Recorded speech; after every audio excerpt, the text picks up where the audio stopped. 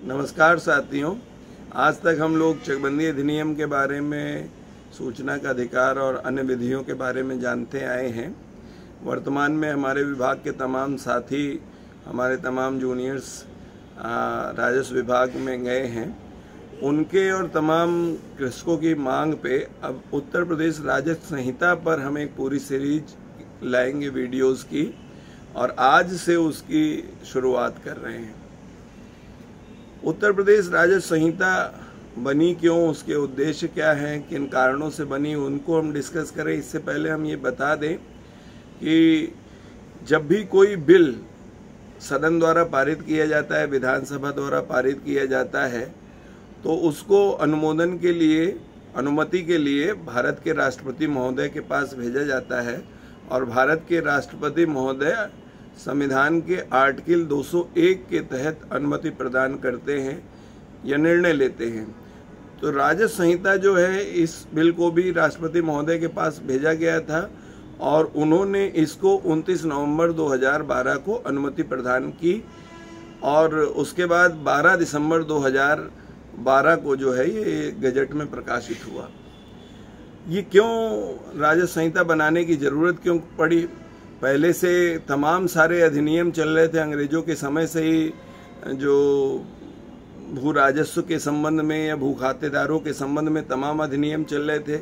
लेकिन समय के साथ साथ उनमें से कई प्रोविजंस जो हैं अप्रासंगिक हो गए, और कई प्रोविजंस आपस में विरोधाभासी भी हो गए थे। तो उनको अलग करना, उनको समेकित करना, उनमें संशोधन करना, और उनको संशोधन करके एक नई संहिता बनाना, इसकी आवश्यकता महसूस हुई। होता क्या था कि जो उत्तर प्रदेश जमींदारी एवं भूमि व्यवस्था अधिनियम था और Uttar Pradesh land revenue act था, जो कि पूर्व से लागू प्रचलित विधियां थी, और ज़्यादातर वाद इन्हीं के द्वारा तय होते थे। तो इनमें कई जो प्रोविजंस होते थे वो परस्पर एक दूसरे के विपरीत हो जाते थे। तो ऐसे में वाद बढ़ते जा रहे थे, वाद लंबित बहुत समय तक रहते थे। वो वाद लंबित नहीं रहे, केसेस को समेकित किया जाए, तो उसके लिए राजस्व संहिता लाई गई, जिसमें विधि के जो नियम हैं उनको समेकित भी किया गया, संशोधित भी किया गया। इसलिए राजस्व संहिता लाई गई। राजस्व संहिता लाने का उद्देश्य हो गया। अब यह है कि राजस्व संहिता लागू कहाँ पर होगी?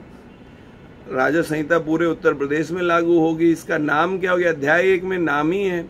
इसका नाम क्या होगा? इसका नाम होगा उत्तर प्रदेश राजस्व संहिता 2006, जो बाद में संशोधित हुई, यथा संशोधित 2016 भी है, इसको संशोधित कर दिया गया।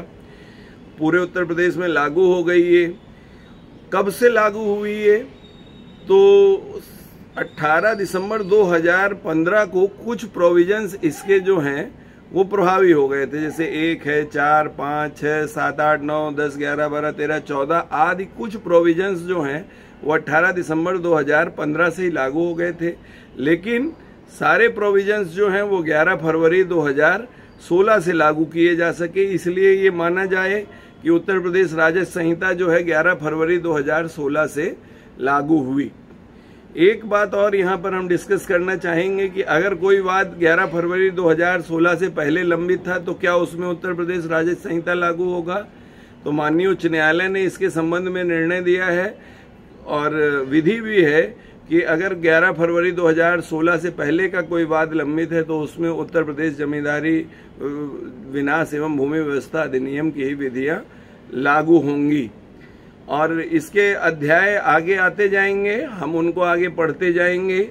आज केवल हम यही डिस्कस करना चाहते थे कि इसको बनाया क्यों गया, किन परिस्थितियों में बनाया गया, और ये कहाँ कहाँ लागू होगा। अगला अध्याय, अगले प्रोविजंस अगले वीडियो में।